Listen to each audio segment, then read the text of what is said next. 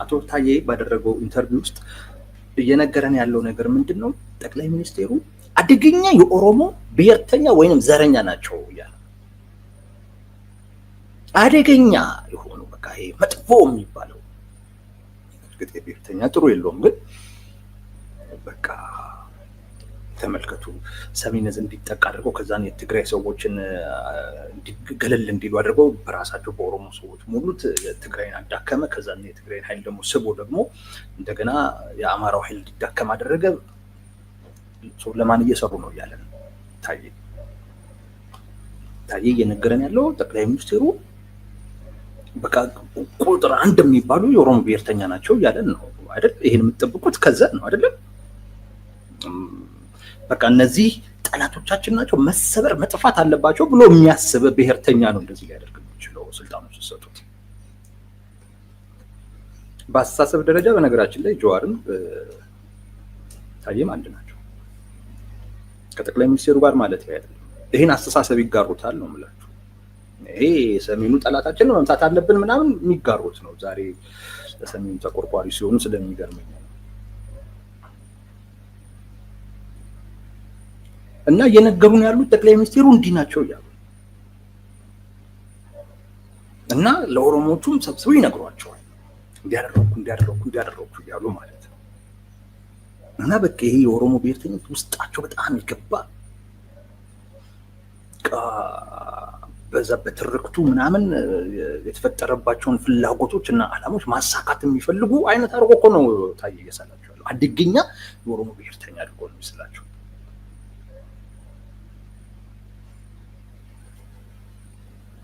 ይሄ ዱላ የማቀበል ፖለቲካ ነው።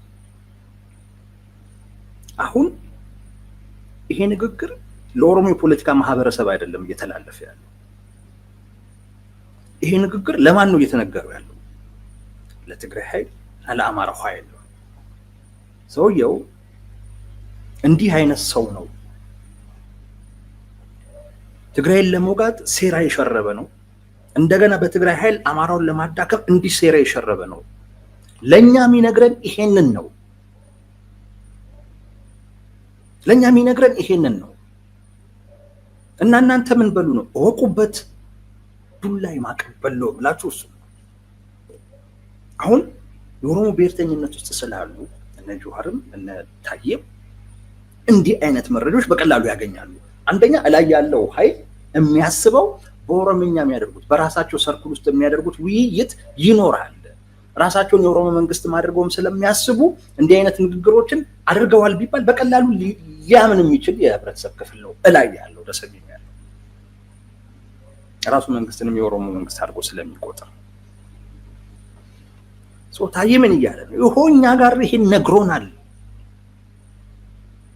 እያለ ዱላ ነው የሚያቀብለው።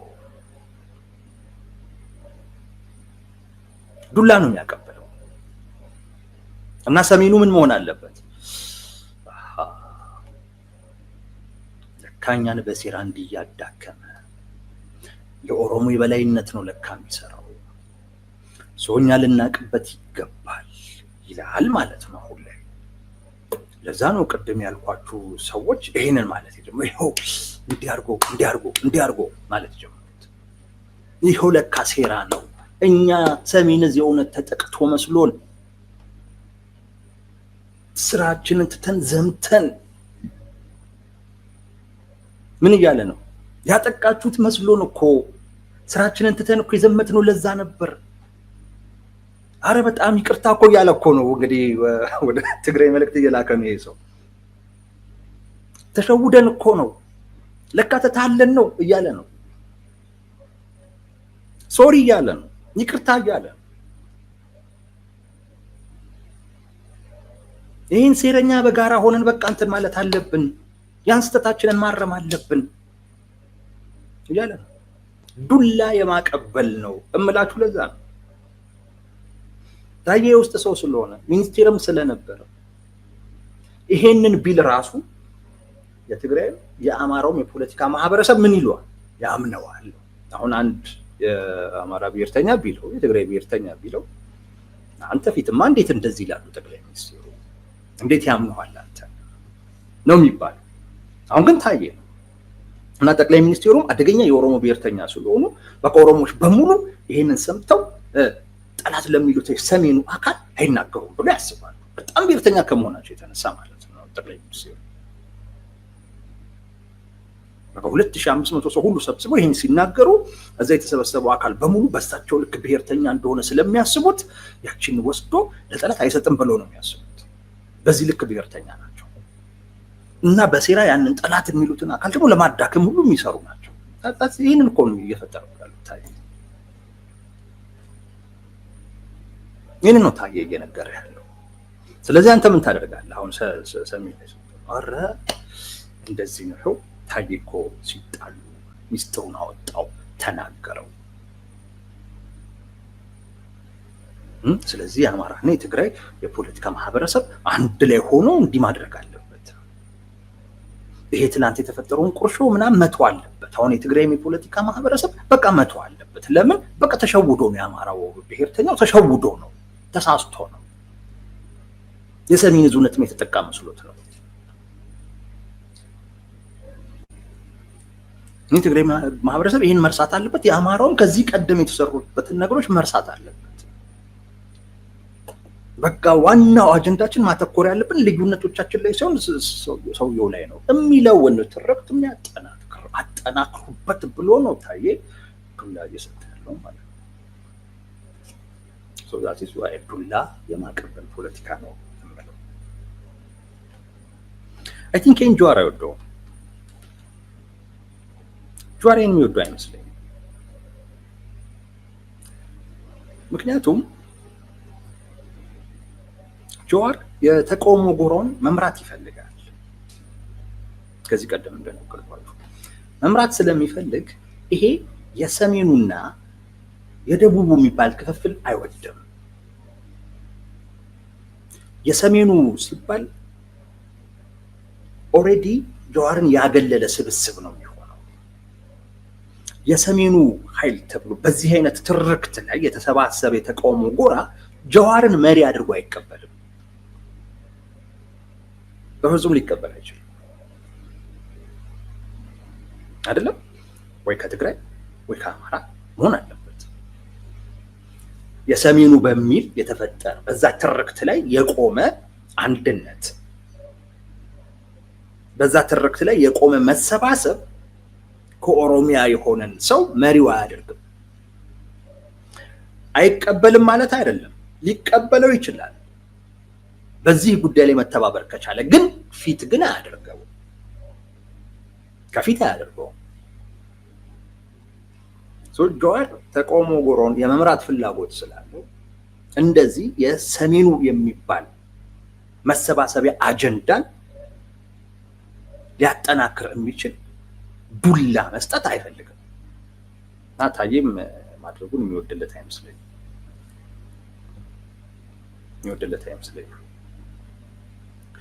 ለሱ የሚጠቅመው ቢሆን ኖሮ ባይባልም ውሸትም ቢሆን እኔም ሰምቻለሁ የሚል ግን ስላልጠቀመው ግን ደግሞ ዝም ብሎ ማለፉም ሌላም ነገር ስለሚመስልበት ነው ሼር ያደረገው። ግን ታየ ዱላ የማቀበል ፖለቲካ ነው። በዚህ ደረጃ አስቦበት ይሁን አይሁን ማናውቅም። ሳያውቀው ግን ዱላ እየሰጠ ነው ያለው። ሁለተኛው እሱ ነው። ሶስተኛው ከሻዕቢያ ጋር የተያያዘ ነው። በኢትዮጵያ ውስጥ ይሄ ተቃውሞ ጎራ የተሰባሰበው በህወሓት ዙሪያ ነው። ህወሓት ሰራዊት አለው፣ የመንግስትነት ልምድ አላቸው፣ ገንዘብም አላቸው። ማለት በንጽጽር ተቃውሞ ጎራ ውስጥ ካሉት አንፃር ማለት ነው። የተደራጀ ነው፣ በብዙ መለኪያዎች አቅም ያለው። በሱ ዙሪያ ነው ሌላው የተበታተነው ተቋም የተሰባሰበው ማለት ነው።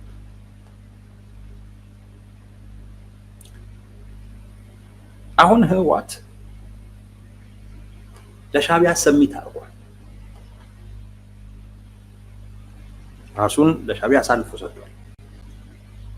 ሲሰጥ ያንንም ፓወሩን ጭምር ነው የሰጠው፣ የማሰባሰብ ፓወር። አሁን ወሳኙ ኃይል ሻዕቢያ ሆኗል። ሻዕቢያን በቀጥታ ካስገቡት በኋላ አሁን ተቃውሞ ጎራውን ወሳኝ ኃይል ሻዕቢያ ነው። እናም በኢትዮጵያ ፖለቲካ ውስጥ ያለው ልዩነት የብልጽግና ስብስብና የሻዕቢያ ስብስብ ብላችሁ ብትከፍሉት በደንብ ትረዱታላችሁ። የብልጽግና ስብስብ አለ፣ ብልጽግና የሆኑም ያልሆኑም የተሰባሰቡበት የሻዕቢያ ስብስብ አለ። ሻዕቢያም አለበት፣ ህወሓትም አለበት፣ በሱ ዙሪያም ብቻ የተለያዩ ተቋሞች የተሰባሰቡበት ማለት ነው። ፋኖም ፋይቲንግ ኦላ እነዚህ ሁሉ ደግሞ ያሉበት የሻዕቢያ ስብስብ ሁለት ብሎክ ነው ያለው። ጥሩ ቅርጽ እየያዘ ነው እጅት እያለ ማለት ነው።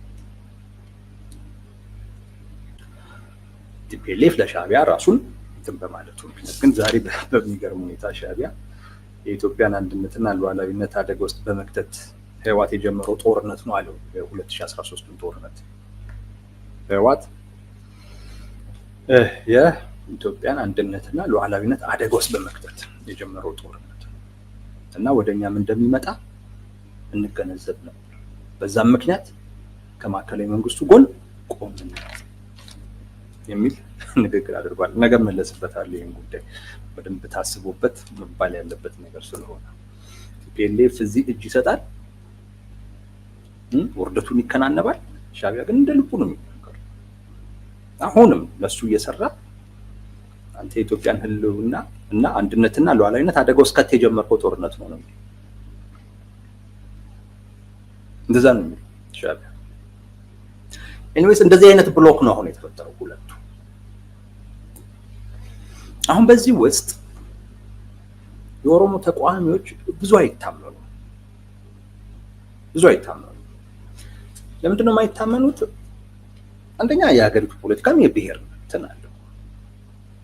ስለዚህ መንግስት ላይ ያለው አካል የኦሮሞ መንግስት ነው ያልክ እነ ጀዋር በትክክል መንግስትን ለመጣል ኮሚትድ ሆኖ ይሰራሉ ብላ አትቀበል።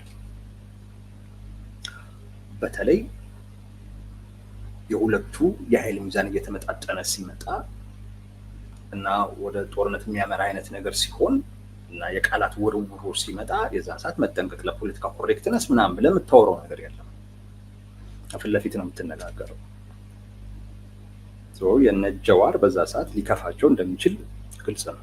እነሱ ይከፋቸዋል ብለህ ራስን ማለዘብ ሊኖርብህ ነው። ያ ደግሞ ትንሽ ጽንፍ የያዘ ትግል ለጦርነት የሚሆን አይነት ስነ ልቦና አይኖርህም እና ደግሞ ወደ እንደዛ አይነት ውጥረት ውስጥ ሲገባ በእርግጠኝነት እነ ጀዋር የሚገፉ ናቸው የሚሆኑት። አይታመኑም ነው ብላችሁ ዛት ናቸው ተቆሙ ውስጥ የኦሮሞ መንግስት ነው ብለህ ስልጣን ላይ ያለውን ሰው ኦሮሞ አድርገህ አስቀምጠህ የኦሮሞ ታጣቂዎችን ከልብህ አትቀበል። አንተ ታጣቂዎችንም ሆነ ተቃዋሚዎችን ከልብህ አትቀበል። ሲጀምርም ጀምሮ በጥርጣሬ ነው የምታያቸው። በጣም ውጥረቱ ደግሞ እያየለ ሲመጡ ቢሄዱልህ ነው የምትመርጠው። ምክንያቱም እነሱ አንተ ውስጥ መሆናቸው ያለዝባሃል እንጂ ጽንፍ በያዘ አይነት ሁኔታ በአስተሳሰብ በስነ ልቦና ጠንካራ እንድትሆን አያደርግህም። ይጠረጠራሉ። ለዚህ ጥሩ ምሳሌ ሰሞኑን ኢሳያስ አፈወርቂ ኦሮሞማ የሚል ቃል ተጠቅመው ትንሽ መነጋገሪያ ሆኖ ነበር እና ወደ 80 ምናምን የሆኑ ምሁራኖች ደብዳቤ ጽፈው ነበር፣ ተቃውሞ ማለት ነው። እኔ ኤርትራ መንግስት ለዛ የሰጠው ምላሽ ምንድን ነው? በአካል ተገናኝተን ወይ ቀርባችሁ መነጋገር እየቻልን ይሄንን አደባባይ ላይ ማውጣት ምንድን ነው የሚያስፈልገው በሚል ብስጭት ነው ያለው። ብስጭት ምን ማለት ነው? አደባባይ ላይ ያወጣችሁበት ሌላ ምክንያት አለ ማለት ነው። በትክክልማ ችግሩን እንዲፈታ የምትፈልጉ ቢሆን ኖሮማ ትመጡና ወይም ቀረብ ብላችሁ ትጠይቁ ነበር። አደባባይ ላይ ያወጣችሁት ለምንድን ነው? ይሄ በጥርጣሬ እንደሚያያቸው ማሳያ። አጠቃላይ የኦሮሞ ልሂቅን በጥርጣሬ እንደሚያይ የኤርትራ መንግስት ማሳያ። ለመታመን ብዙ መስጠት ያስፈልጋል ማለት ነው። ለመታመን መስጠት ያስፈልጋል። ብዙ ኮስት ማውጣት አለባቸው የኦሮሞ ተቋሚዎች በአሁን ባለው የተቃውሞ ጎራ ሻዕቢያ በሚመሩ የተቃውሞ ጎራ ውስጥ ለመታመን እንደ ተቋሚ ለመታየት ያ ተቃውሞ ጎራ እንዲቀበላቸው ብዙ መስጠት አለባቸው።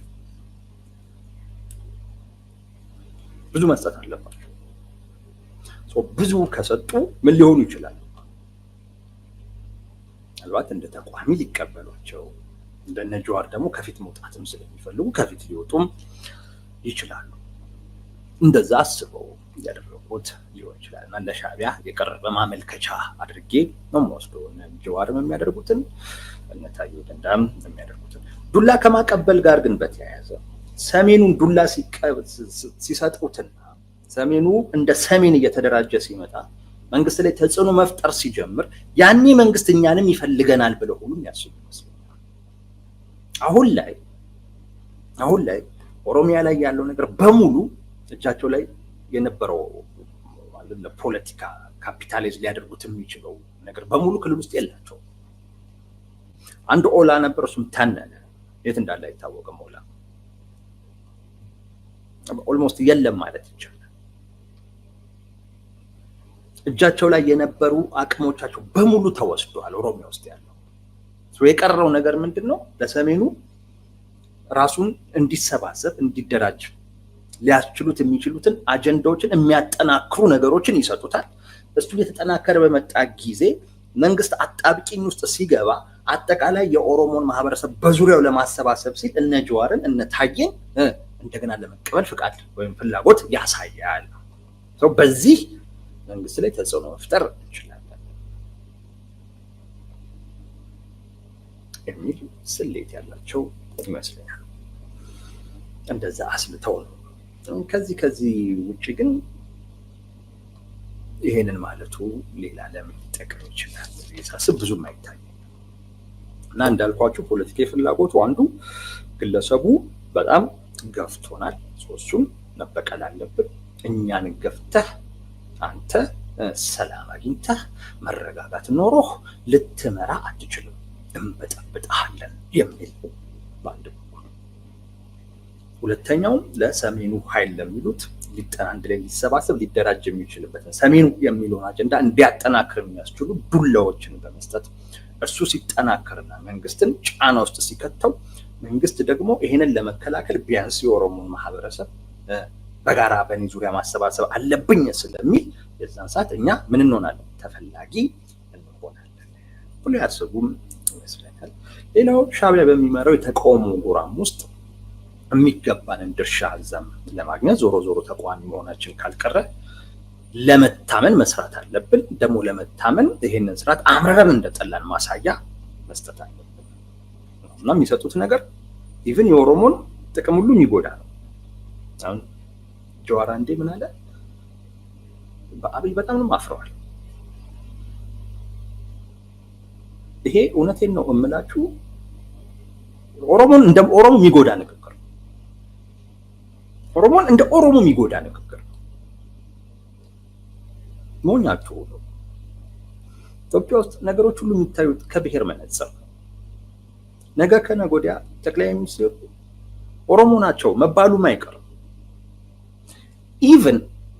ኢቭን አሁን ያለው ፖለቲካ የብሔር ቅኝቱ እንኳን ቢቀየር ከመምጣቱን በፊት እኮ ነበር እኮ ጎጃሜ፣ ጎንደሬ ምናምን እኮ እንደዚህ አይነት ስብዕኖች የፖለቲካ ስብዕኖች እኮ ድሮም የነበሩ ናቸው። የፖለቲካ መወዳደሪያም ባይሆን ይኖራል ወደፊት። እና ይሄ ጀዋር የተናገረው ታሪክ እውነቴን ነው ለኦሮሞም ህዝብ ራሱ ጥሩ ነገር ይዞለት የሚመጣ አይደለም። ጀዋር ይህን ብሎ ያውቃል። ታዬም በጣም የተናገራቸው ከባባድ ነገሮች አሉ ጠቅላይ ሚኒስትሩ በሚመለከት። እስኬል ጋቢሳ ደግሞ ሰሞኑ የኢሳያስና የአብይ ኦሮሞማ ብሎ ከሰይጣንም የባሰ ብልጽግና የሚል አንድ ፕሮግራም ሰርተው ደግሞ ተመልከቱ። የአብይ ኦሮሞማና የኢሳያስ ኦሮሞማ ተብሎ የኢሳያስ ኦሮሞማ በጣም የተሻለ ኦሮሞማ ተደርጎ እየተቆጠረ ነው አሁን ባለው የኦሮሞ ፖለቲካ ውስጥ። በጣም የሚገርም ነው። ከዛ ውጪ ከሰይጣን የባሰ እኔ እንደው የሰይጣን ጆሮ ይደፈን ይሄን እንዳይሰማ ማለት ሰይጣን ራሱ እኮ የሚቀበለኝ ማህበረሰብ እያገኘሁኝ ነው ብሎ እያሰበ እኮ ነው የሚመስለው። እንደ ወዴት ነው እየሄደ ያለው? የተቆመው ምንድን ነው? ሰይጣን የሚባልን ነገር እያመጡ ሁሉ ነገር ውስጥ መዶለት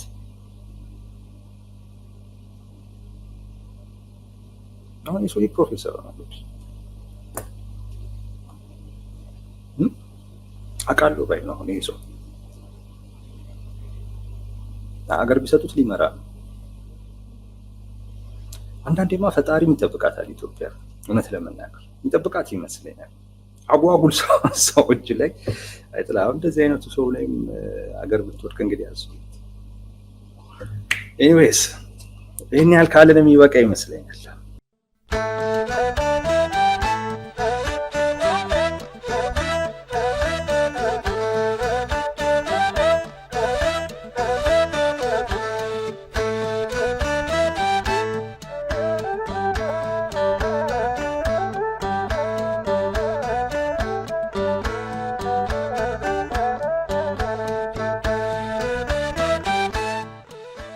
Dios será.